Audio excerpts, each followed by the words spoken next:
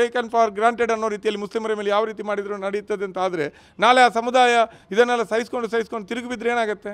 BJPಗೆ ಅದೇ ಬೇಕು, ತಿರುಗಿ ಬೀಳಬೇಕು, ಹಿಂಸಾಚಾರ ಆಗಬೇಕು, ಅದರ ಮೇಲೆ ಹೆಣದ ಮೇಲೆ ರಾಜಕಾರಣ ಮಾಡಬೇಕು ಅಂತ ಹೊರಟಿದ್ದಾರೆ. ಫರಂಗಿಪೇಟೆಯ ಯುವಕ ದಿಗಂತ್ ನಾಪತ್ತೆಯಾಗಿದ್ದ ವೇಳೆ ಪ್ರಕರಣದ ಬಗ್ಗೆ ಕೋಮು ಬಣ್ಣ ಹಚ್ಚಿ ಮತೀಯ ಸಂಘರ್ಷಕ್ಕೆ ಶಾಸಕರ ಸಹಿತ ಸಂಘ ಪರಿವಾರದ ಪ್ರಮುಖರು ಪ್ರಯತ್ನಿಸಿದ್ದಾರೆ. ಅವರ ಮೇಲೆ ಕಾನೂನು ಕ್ರಮ ಜರುಗಿಸಬೇಕು ಎಂದು ಆಗ್ರಹಿಸಿ ದಕ್ಷಿಣ ಕನ್ನಡ ಜಿಲ್ಲಾ ಜಾತ್ಯತೀತ ಪಕ್ಷಗಳು ಹಾಗೂ ಸಂಘಟನೆಗಳ ಜಂಟಿ ವೇದಿಕೆ ವತಿಯಿಂದ ಸೋಮವಾರ ಜಿಲ್ಲಾ ಪೊಲೀಸ್ ವರಿಷ್ಠಾಧಿಕಾರಿ ಹಾಗೂ ಪಶ್ಚಿಮ ವಲಯ ಐಜಿಪಿಗೆ ಮನವಿ ಸಲ್ಲಿಸಲಾಯಿತು. ಈ ವೇಳೆ ಮಾತನಾಡಿದ ಸಂಚಾಲಕ ಮುನೀರ್ ಕಾಟಿಪಳ್ಳ, ಅಪ್ರಾಪ್ತ ಯುವಕ ದಿಗಂತ್ ಕಾಣೆಯಾಗಿದ್ದ ಪ್ರಕರಣ ಇಡೀ ರಾಜ್ಯದ ಗಮನ ಸೆಳೆದಿತ್ತು.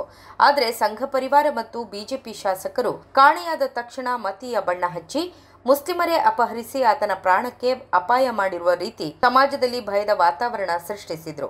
ಒಂದು ಸಮುದಾಯದ ಮೇಲೆ ಈ ರೀತಿ ನಿರಂತರವಾಗಿ ಆರೋಪಗಳನ್ನು ಹೊರಿಸುತ್ತಾ ಹೋದಲ್ಲಿ ಅವರ ಪ್ರತಿಕ್ರಿಯೆ ಹೇಗಿರುತ್ತದೆ? ಕೊಣಾಜಿಯಲ್ಲಿ ಕಾರ್ತಿಕ್ನ ಕೊಲೆಯಾದ ಸಂದರ್ಭ ಇಲ್ಲಿ ಸಂಸದರಾಗಿದ್ದರೂ ಜಿಲ್ಲೆಗೆ ಬೆಂಕಿ ಹಚ್ಚುವ ಪ್ರಚೋದನೆಯ ಮಾತುಗಳನ್ನಾಡಿದ್ರು. ಕೊನೆಗೆ ಅದು ಕೌಟುಂಬಿಕ ಕಲಹದ ಕೊಲೆ ಎಂದು ಸಾಬೀತಾಯಿತು. ಕೊರಗಜ್ಜನ ಹೆಸರಿನಲ್ಲಿ ಪ್ರಚೋದನಾಕಾರಿ ಭಾಷಣ ಮಾಡಲಾಗುತ್ತದೆ.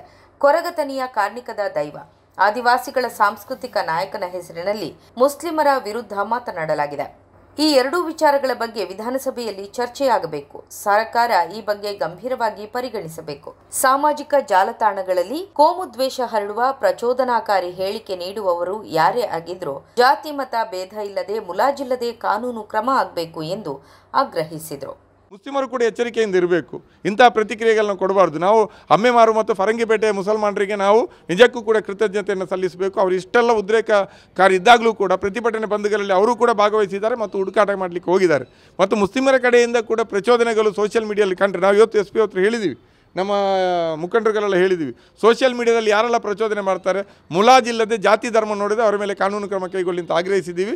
ಆ ರೀತಿಯಲ್ಲಿ ಇನ್ನೊಂದು ದಿಕ್ಕಿನಿಂದಲೂ ಕೂಡ ಪ್ರಚೋದನೆಗಳು ಬಂದರೆ ಅದರ ಮೇಲೆ ಕೂಡ ಕಾನೂನು ಕ್ರಮ ಕೈಗೊಳ್ಳಬೇಕು ಅನ್ನುವಂಥದ್ದೇ ನಮ್ಮ ಆಗ್ರಹ. ಮಾಜಿ ಮೇಯರ್ ಅಶ್ರಫ್ಗೆ ವಿವಿಧ ಪಕ್ಷ ಹಾಗೂ ಸಂಘಟನೆಗಳ ಮುಖಂಡರಾದ Manjula Nayak, Pramila Devadiga, B Shekhar, Santosh Bajal, V Kukyan, Jayanthi B Shetty, SL Pinto, Sadashiva Padubidri, Sarojini Bantwal, MG Hegde, BK Imtiyaz ಮತ್ತಿತರರು ಮನವಿ ಸಲ್ಲಿಸಿದ ನಿಯೋಗದಲ್ಲಿದ್ದರು.